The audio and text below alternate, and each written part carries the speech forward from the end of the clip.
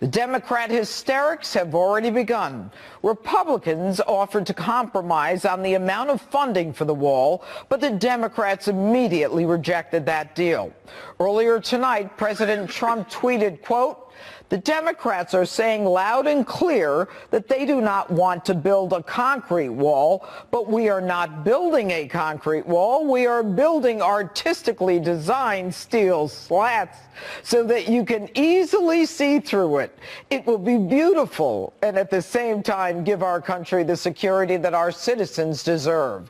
It will go up fast and save us billions of dollars a month once completed." Joining us now with reaction, Fox News contributor Charles Hurt, GOPAC chairman David Avella, and former Clinton pollster and Fox News contributor Doug Schoen.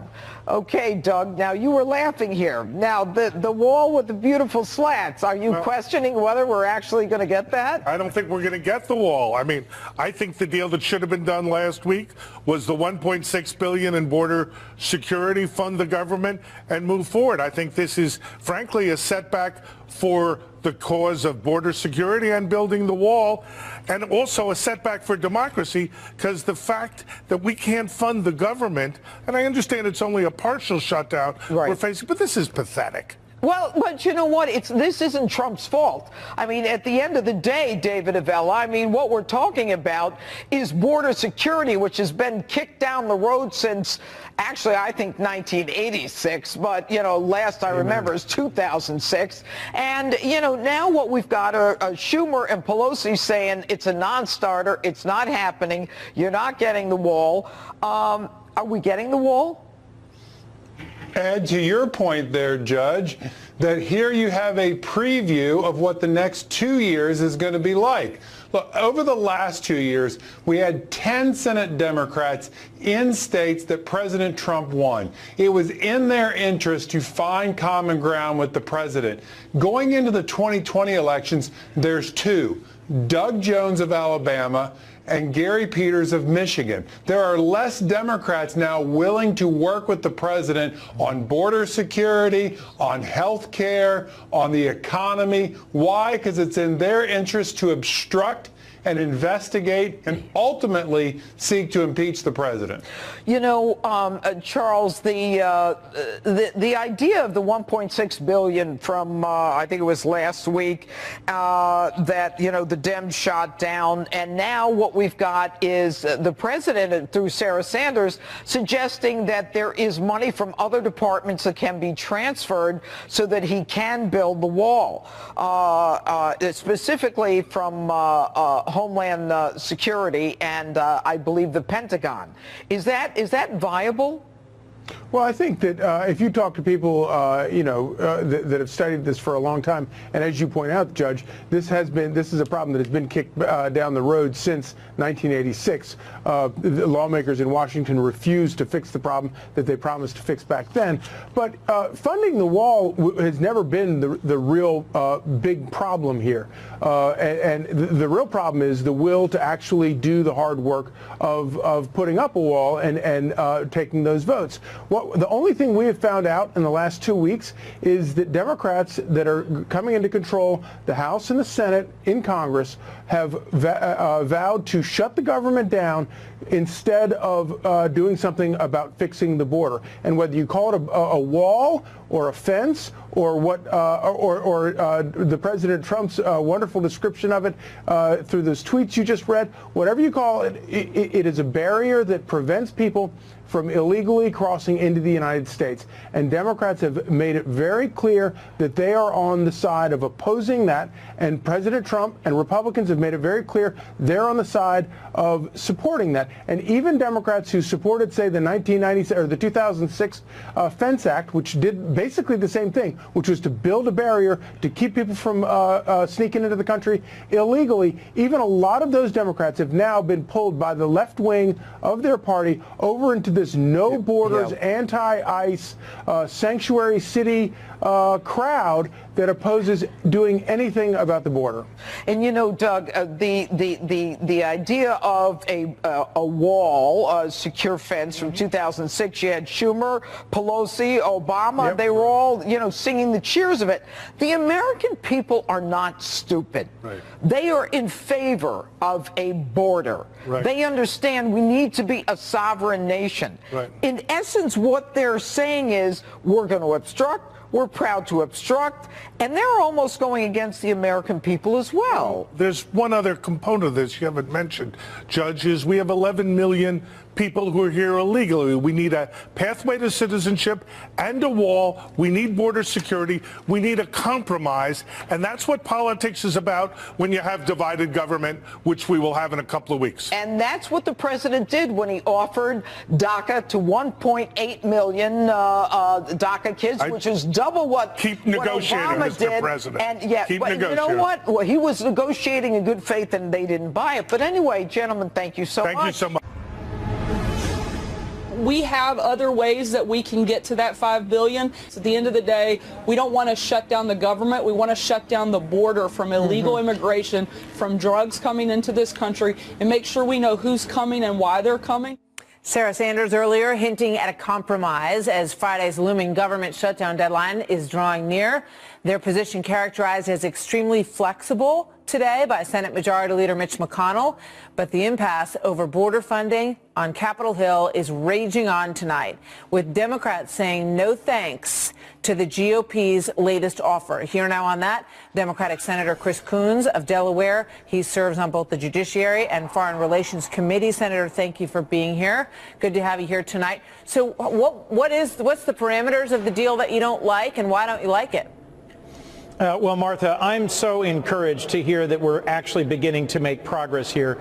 In recent days, the only person who has said publicly they were cheering for a shutdown was President Trump, who is insisting on $5 billion this year in additional wall investments, or he was threatening to shut down the government over the holidays.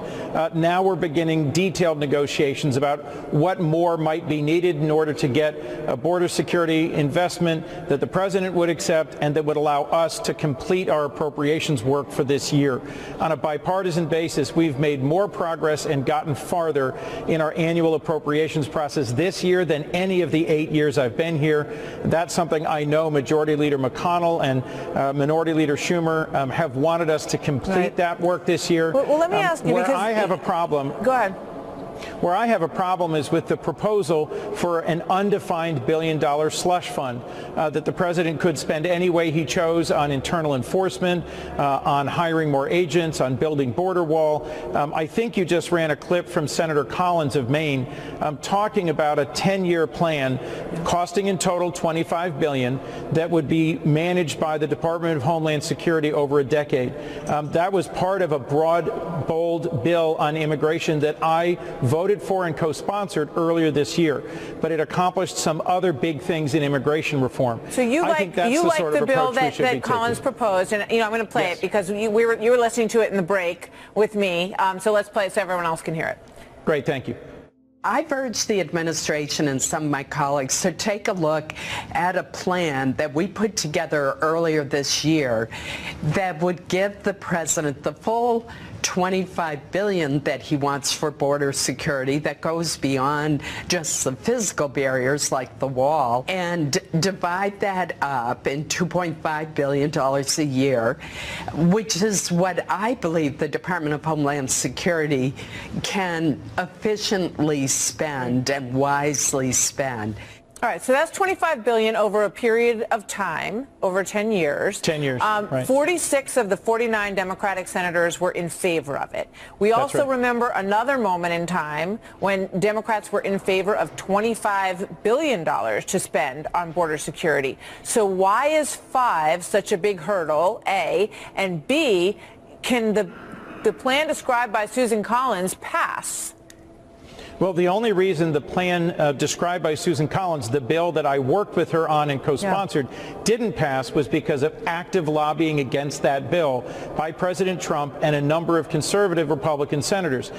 That got 52 votes on the floor of the Senate, it got 54 votes on the floor of the Senate earlier this year. It also had a pathway to citizenship for Dreamers. So it was a broad bill that had detailed plans, not just for a single concrete wall across the whole border, but for investments in monitoring security, in double fencing, but in new roads. I can't help but think, it always sounds to me, when you really break down what the president says, he talks about using technology, he talks about, it sounds like you're all talking about the same thing. Democrats say we want border security, and the president says he wants a secure border. So both sides want it so that people aren't climbing over the fences and, putting small children under the walls so that there's entry points. So why can't you all just get together and work this out?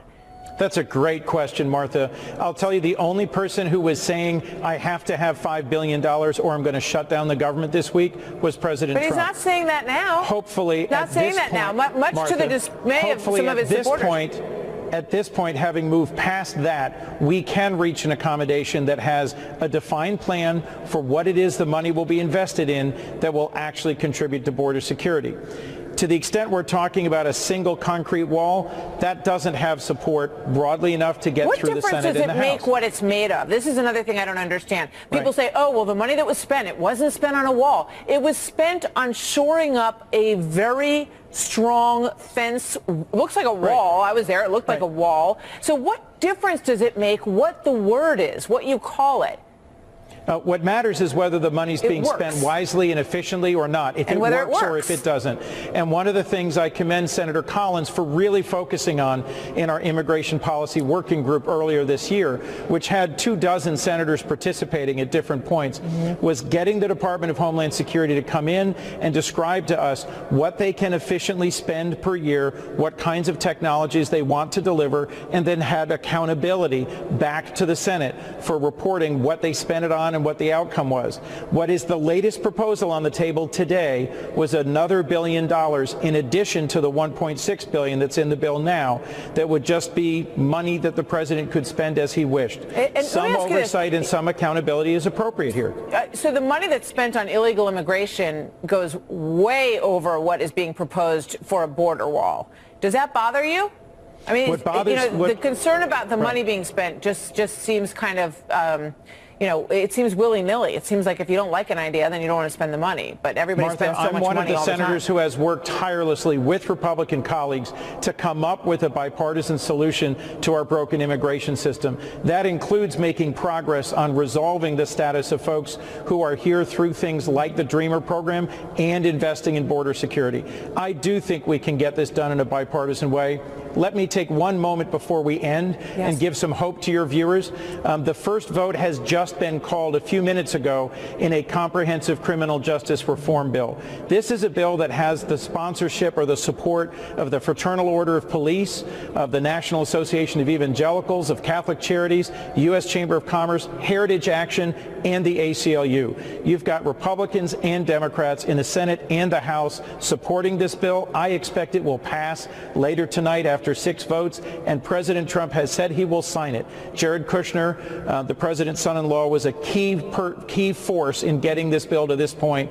I think this will make a real difference in making our criminal justice system at the federal level focus more on reducing sentences, making sure that folks who belong in jail are in jail, and those who can be improved in terms of their behavior and who can return to society safely. It gives an opportunity for a relief valve for folks who are currently serving overly long sentences for minor nonviolent drug-related crimes. I think this is a big step forward, and I just hope that while we're arguing over spending and over budget, over border security, I just wanted your viewers to know there is also significant progress being made tonight on a bipartisan bill that has been years in the making and has broad support. Thank you. We're watching it. We had a live picture up of that vote as it's going on, and we're going to continue to have live coverage of it throughout the evening. We're also going to get Ben Shapiro to weigh in on that bill as well in a little while.